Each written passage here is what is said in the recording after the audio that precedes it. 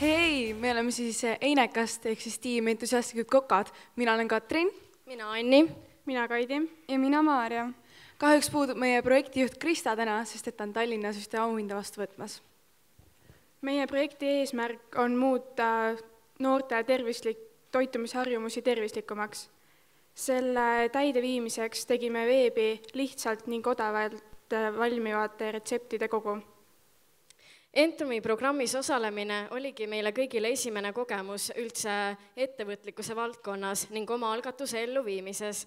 Idee sünniks võib pidada esimest sessiooni, kus ma kohtusin kaksikute Katrini ja Kristaga, kellel oli samuti suur huvi kokanduse vastu. Projekti sihtgrupiks valisime siis 12–18-aastased noored. Detsembri keskpaigas tegime endale logo, mida näete ka põlledel. Veebruaris alustasime retseptide kogumist.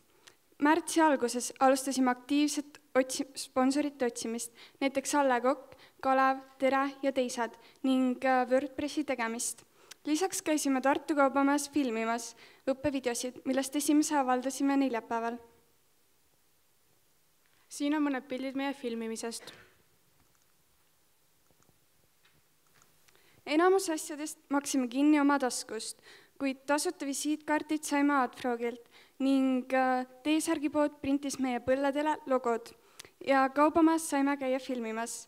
Kuna meie eelarve on väike, siis me ei vaja päris palju sponsoreid, kuid tulevikus plaanime seda laiendada.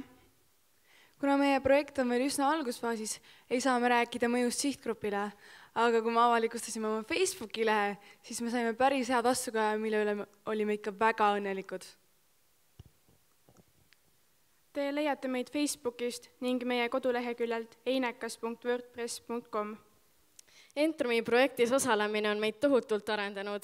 Me oleme omandanud ettevõtlikkusele iseloomuliku hoiaku, mida siis iseloomustavad loov ja uuenduslik mõtlemine, saavutusvajadus ning arukas juhtimine. Samuti oleme muutunud me julgemaks ning me ei karda teha vastutusrikkaid otsuseid. Oleme õppinud keskenduma ühele kindlale asjale 100% ning mitte alla andma, kui meid ootavad ees takistused. Ja lõpetuseks üks väike klipp meie filmimisest. Ja valmis nad ongi. Retsepti leiate meie koduleheküljelt einekas.wordpress.com. Ja ärge olge tagasõitlikud, saatke meile ikka uusi retsepte.